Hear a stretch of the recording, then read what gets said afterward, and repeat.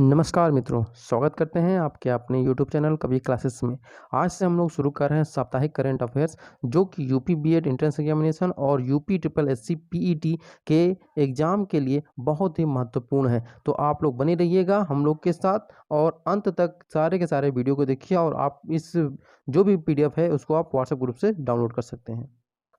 आज का हमारा जो पहला प्रश्न है वह है कि निम्नलिखित में से कौन 1 जनवरी 2020 से रेलवे बोर्ड का नया अध्यक्ष और सीईओ होगा। ठीक है, यहाँ पे प्रश्न जो दिया है उसके लिए 4 ऑप्शन दिए गए हैं कि प्रदीप कुमार जोशी, यशवर्धन सिन्हा, मनोज आहूजा या फिर सुनीत शर्मा। तो यहाँ पे जो सही आंसर होगा वह होगा सुनीत शर्मा जी को क्या बनाया गया है, नया अध्यक्ष और सीईओ बनाया गया है रेलवे बोर्ड का। अगर इनके बारे में एक बात फैक्चुअल बताएं सुनीत शर्मा जी के बारे में, तो इन्होंने किसे रिप्लेस किया है, तो इन्होंने वीके यादव को रिप्लेस किया है। किसे रिप्लेस किया है, वीके यादव जी को इन्होंने रिप्लेस करके रेलवे बोर्ड के नए अध्यक्ष और सीईओ बने हैं। प्रश्न नंबर 2 है, प्रश्न नंबर 2 दिया है कि पुलिस संगठनों की नवीनतम रिपोर्ट के अनुसार निम्नलिखित में से किस राज्य में पुलिस बल सबसे अधिक है। तो 4 ऑप्शन है, महाराष्ट्र में, बिहार में, कर्नाटक में और उत्तर प्रदेश में। तो इन चारों में जो ऑप्शन सही होगा वो आपको बताना है कि किस राज्य में पुलिस बल सबसे अधिक है। ठीक है, तो यहाँ पे आपको बता दें कि जैसा कि पूरे भारत में मतलब भारत में सबसे ज़्यादा जनसंख्या कहाँ पे, यूपी में है। तो लाजमी सी बात है कि जहाँ की जनसंख्या ज़्यादा होगी वहाँ के पुलिस बल भी ज़्यादा होगी, इसलिए उत्तर प्रदेश यहाँ पर सही आंसर है। ठीक है, अगर हम बात करें यहाँ पर इसकी, यहीं पे आपका एक और जीके का क्वेश्चन बन जाता है कि पुलिस संगठनों की जो रिपोर्ट होती है वह कौन जारी करता है। ठीक है, तो ये जो जारी करता है, रिलीज करता है, वह पुलिस अनुसंधान और विकास ब्यूरो ये क्या करता है, मतलब आप कह सकते हैं कि ये जारी करता है या रिलीज करता है ये सारे के सारे रिपोर्टों को। अब प्रश्न नंबर 3 पे चलते हैं। यहाँ देखिए प्रश्न नंबर 3 दिया है कि 14 वर्षीय लियोन मेंडोका भारत के 67वें ग्रैंड मास्टर बने हैं, वह किस राज्य के हैं। ठीक है, तो 4 ऑप्शन दिए हैं, गोवा, गुजरात, केरल या फिर उत्तराखंड के। तो यहाँ पे जो सही आंसर होगा वह है कि सही आंसर है गोवा के। ठीक है, जो 14 वर्षीय लियोन मेंडोका हैं वह भारत के 67वें ग्रैंड मास्टर बने हैं और वह गोवा के निवासी हैं। प्रश्न नंबर 5 है कि अंतर्राष्ट्रीय ओडिसी नृत्य महोत्सव 2020 कहाँ आयोजित किया गया था। तो सही आंसर यहाँ पे होगा, उसके पहले 4 ऑप्शन बता दें कि कटक में, कोणार्क में, बालासोर में या फिर भुवनेश्वर में। तो इसका जो सही आंसर होगा वह होगा आपका ऑप्शन नंबर डी, यानी कि भुवनेश्वर में अंतर्राष्ट्रीय ओडिसी नृत्य महोत्सव 2020 आयोजित किया गया।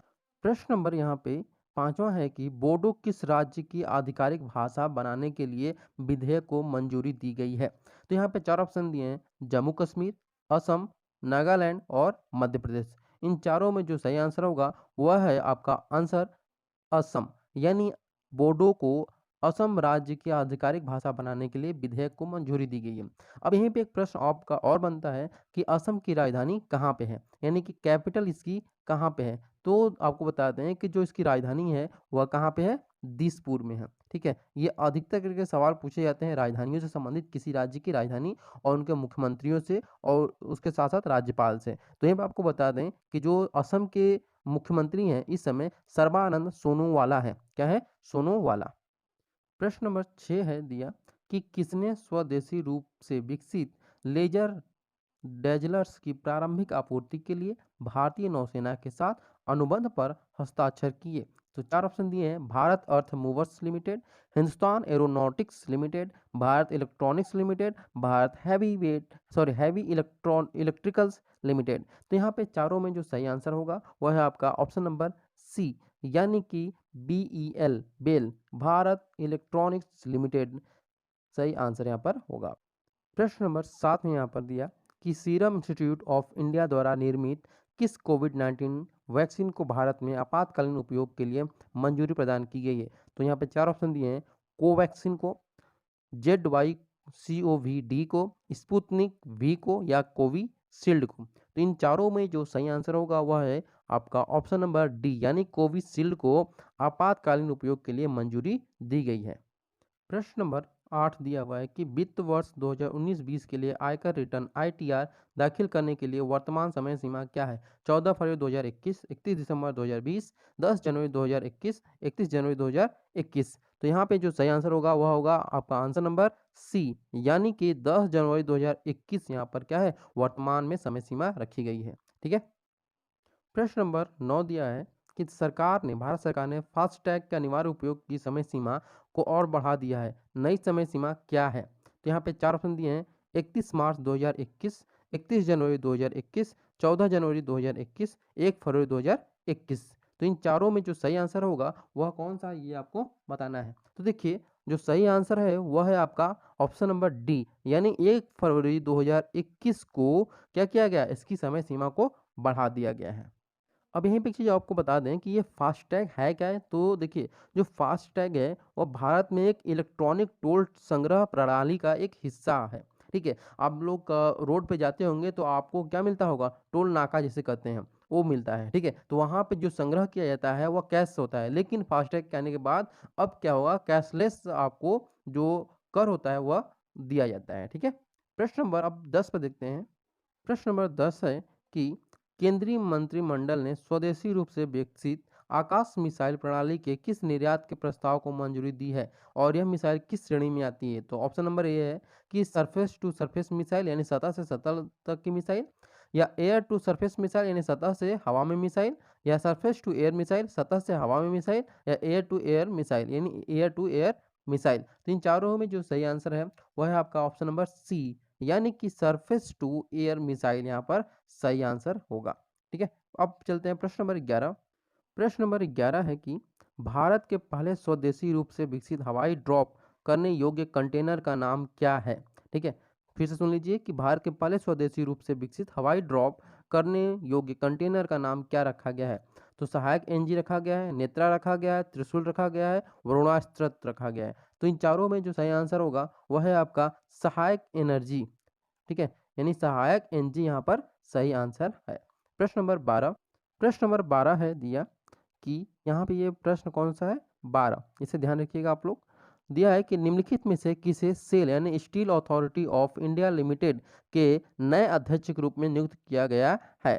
तो 12वें सवाल का जो आंसर होगा उसके लिए 4 ऑप्शन दिए हैं: सोमा मंडल, वर्षा जोशी, अनिल सोनी और अनिल कुमार चौधरी। और इन चारों में जो सही आंसर होगा वह होगा आपका ऑप्शन नंबर ए, यानी कि सोमा मंडल यहाँ पर सही आंसर है।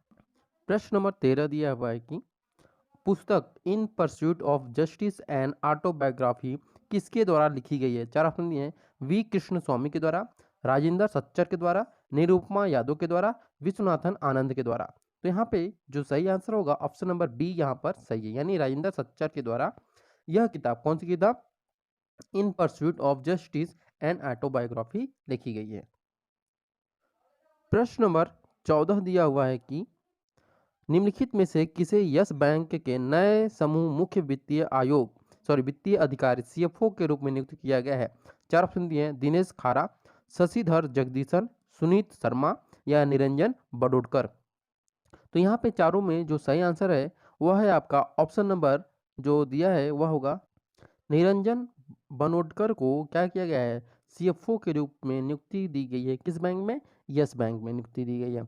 अगर हम बात करते हैं यहाँ पर प्रश्न नंबर 15 की बात करें तो दिया है कि इंदिरा जोसेफ वेन्यूअर, जिनकी हाल ही में निधन हो गया था, एक प्रसिद्ध क्या थी वो? ब्रॉडकास्टर थी, सामाजिक कार्यकर्ता थी, शास्त्रीय नर्तक थी या फिर पेंटर थी? तो यहाँ पे आपको बताना है कि कौन वो थी। तो आपको बता दें कि जो सही आंसर होगा वह होगा एक ब्रॉडकास्टर थी। अब इनके बारे में अगर हम बात करें इंदिरा जोसेफ वेन्यूर की, तो ये कहाँ की रहने वाली थी? तो यह केरल की रहने वाली थी। कहाँ की? केरल की। और इन्होंने first English news announcer of Travancore radio पर इन्होंने क्या किया था, पहली बार इंग्लिश में अनाउंसमेंट इन्होंने ही किया था। ठीक है, और यह ऑल इंडिया रेडियो के साथ विशिष्ट कैरियर के रूप में भी इन्होंने काम किया था। प्रश्न नंबर 16 दिया है कि अमित शाह ने किस राज्य में वर्चुअल मोड के माध्यम से ई ऑफिस और ट्रैवल मल्टीपर्पज प्रोजेक्ट का उद्घाटन किया है? तो 4 ऑप्शन दिए हैं: तेलंगाना में, मणिपुर में, छत्तीसगढ़ में, नागालैंड में। तो सही आंसर है मणिपुर में उन्होंने उद्घाटन किया था। प्रश्न नंबर 17 है कि निम्नलिखित में से किस राज्य में विधायक ई मित्रा सेवा प्रारंभ की गई है? तो 4 ऑप्शन है: उत्तराखंड में, हरियाणा में, हिमाचल प्रदेश में और उड़ीसा में। तो इन चारों में जो सही आंसर होगा वह होगा आपका ऑप्शन नंबर सी, यानी हिमाचल प्रदेश में विधायक ई मित्रा सेवा प्रारंभ की गई है। ठीक है, अगर हम बात करें किसका शुभारंभ क्यों किया गया और किस लिए किया गया है, तो यह जो मुख्यमंत्री हिमाचल प्रदेश के हैं जयराम ठाकुर, उनका जन्मदिन था 6 जनवरी को। किस दिन था? 6 जनवरी 2021 को। तो उसी के अवसर पर विधायक ई मित्र सेवा शुरू किया गया था। प्रश्न नंबर 19 है कि किस देश ने हाल ही में अप्रैल 2022 से संबंधित प्रतिबंधित अस्वास्थ्यकर खाद्य पदार्थों के प्रचार की घोषणा की है? तो 4 ऑप्शन है, यूक्रेन ने, यूनाइटेड किंगडम ने, दक्षिण अफ्रीका ने, डेनमार्क ने। तो इन चारों में जो सही आंसर होगा वह कौन सा होगा आपको बताना है। तो देखिए यहाँ पर ब्रिटेन जो है वह सही आंसर है, यानी कि यूके यहाँ पर सही आंसर होगा। प्रश्न नंबर 20 है कि हाल ही में खबरों में रहा हरिकपट्टन वेटलैंड किस राज्य से संबंधित है? 4 ऑप्शन है, कर्नाटक से, महाराष्ट्र से, पंजाब से, झारखंड से। तो सही आंसर इसका होगा पंजाब, यहाँ पर सही आंसर है। ठीक है, तो आई होप आप लोग को आज का जो सेशन है करेंट अफेयर्स का वह अच्छा लगा होगा। अगर आपको हमारा चैनल पे ऐसे ही करेंट अफेयर्स चाहिए जो कि यूपी बीएड और यूपी ट्रिपल एससी पीईटी के एग्जाम के लिए बहुत ही महत्वपूर्ण होने वाली हैं, तो आप ज़रूर हमारे यूट्यूब चैनल को लाइक, शेयर और सब्सक्राइब करना ना भूलिएगा। Thank you so much for watching this video.